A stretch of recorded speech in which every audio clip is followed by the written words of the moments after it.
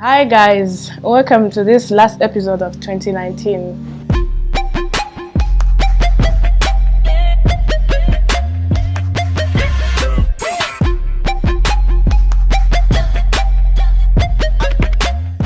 You've been many watching from all over the world and giving us constructive feedback, and we are very grateful. So wherever you are, happy holidays.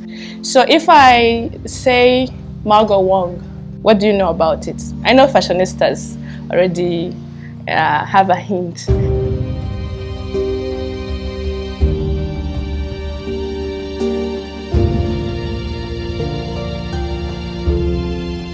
I am with Margaux Wong. She's a fashion designer. Before I say anything, let her introduce herself.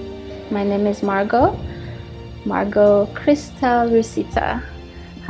But I'm the founder of a fashion brand called Margaux Wong.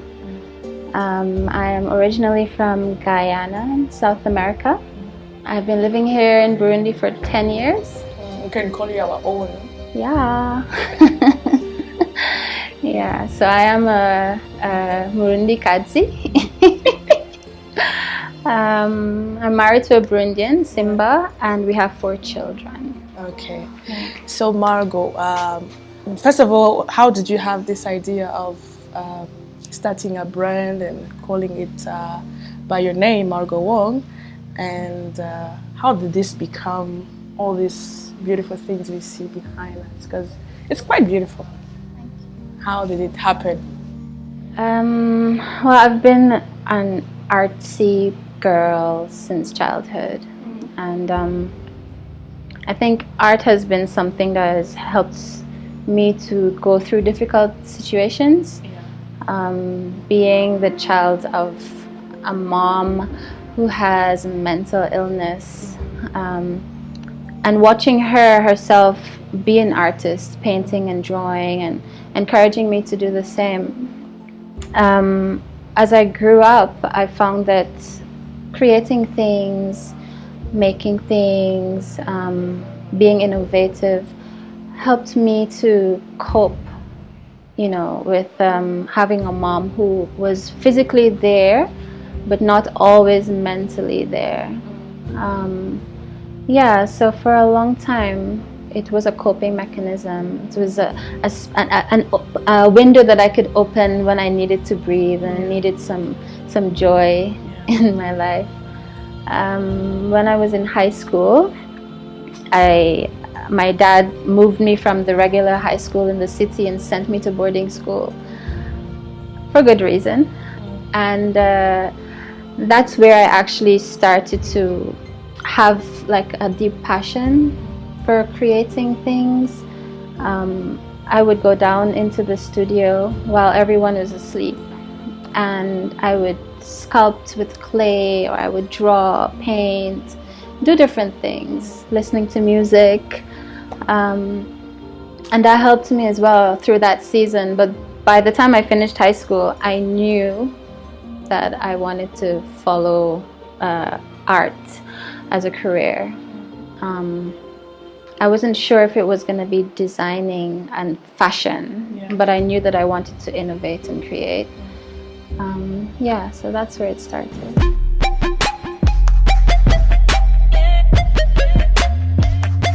So why now cohort? Because we have plenty of cows here. It's something no one really think of. Cow horns becoming something beautiful.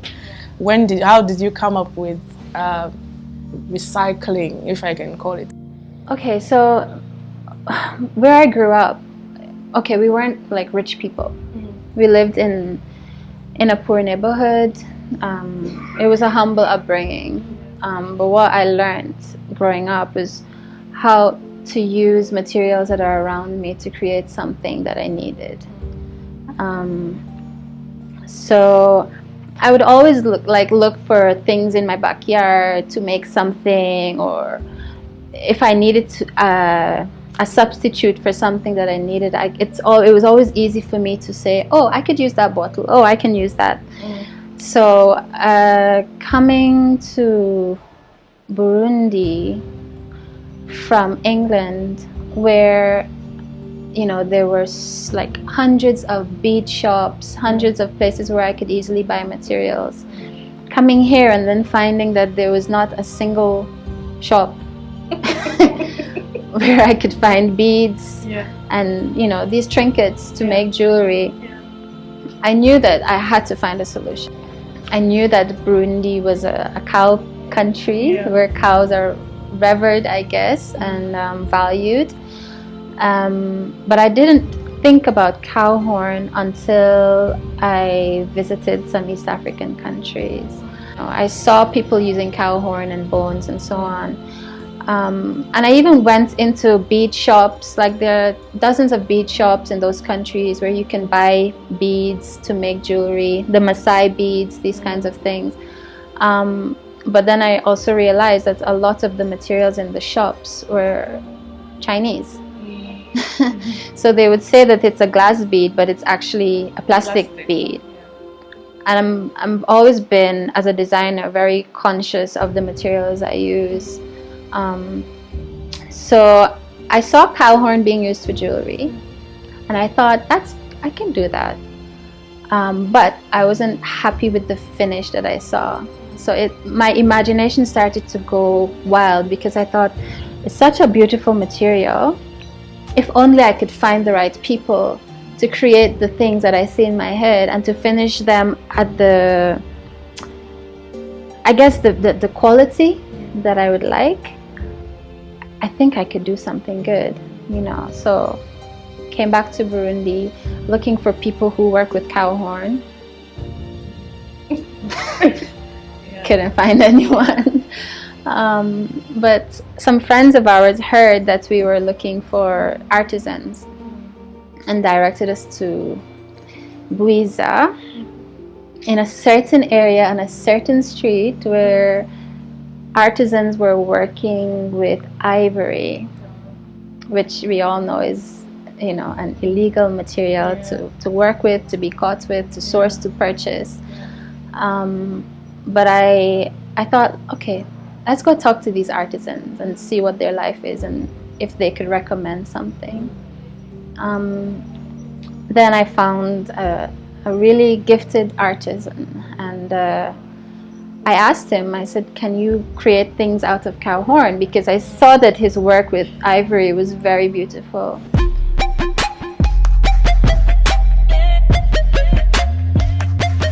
So your brand has recently gone like really international. So this is to inspire everyone who think they have beautiful ideas and concepts and that, but nowadays where entrepreneurship is the thing, everyone is jumping on ideas but not really having the right fuel for it and not really ready for the challenges and everything. So for you to reach this level, please tell our people the must-have, the I don't know, how can someone come from just having a concept, beautiful ideas, getting people on board, but then persevering all the way? Margaux Wong has been in the making for almost 20 years. 20 rough years of people saying a lot of negative things, me saying a lot of negative things, lots of obstacles. I didn't have money to do things, you know, I didn't have the actual material to get the things done, I didn't have the manpower to get the things done, I didn't have the market that was ready to purchase, or that had the purchasing power even. But I knew what I wanted, and I decided in my mind and in my heart that I'm going to pursue it. And my first step was to look for the materials that I needed. So once I found the materials, I needed the people to work with the materials. So where are they? I want to say that nothing is impossible. Yeah. You know, the people I work with, it was their first time to actually put these two materials together. I work with someone who works with brass. Yeah. and then someone who works with the cow horn. And when I brought them together and I said, so this is my idea, these are the sketches, and this is what I want to do, both of them said, it's not possible. And I laughed. I laughed because I thought, wow, we're about to go to school. You know, I'm about to try and influence you to actually believe that where you are now in your skill set is not where you will end. So challenging them to try something different, even though they might feel like, I know I've never done it before and I'm gonna fail. And they did fail. The first, second, third, fifth, we've used so many materials and wasted so many materials because they were afraid, they were new to it, they didn't know that they had the ability to do it. But I had a vision and I knew that it was gonna happen. Yeah. And I knew that these were the people who were gonna help me to make it happen.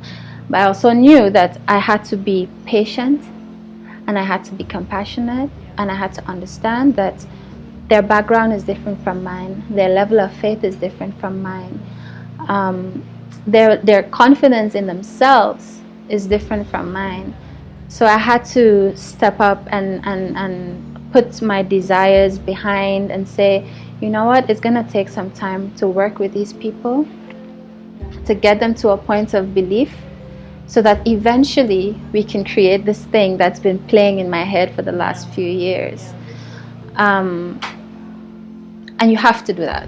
Whether you're writing a book, or you're pursuing a career in acting, or you want to make clothes, or you want to be a doctor, there's no one who can love you and love your mind and love your ideas and your vision more than you can. Yeah. Because God has given that to you directly.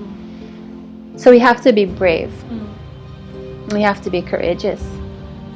And we have to make the steps, small steps, you know, not expect to have all of the resources ready like soldiers to march for you. You know, you have to be able to enable the resources to fruition. So encouraging the people you want to work with, building up your capital slowly, starting from scratch. Yeah. If you have 50, let's say 50,000 francs, and you have this big, massive vision, you can start with one small thing and take it out there, put yourself out there and see what people think about it. Do they like it? Can what I'm making or the service I'm providing be of help to someone? Can it create employment? Can it help me as a woman or as a man to support my family financially? You know, you have to encourage yourself. Constantly finding reasons why. Why should I do this? Why should I pursue this?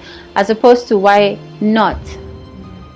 You know, oh, Burundi is a poor place. Oh, there's no money.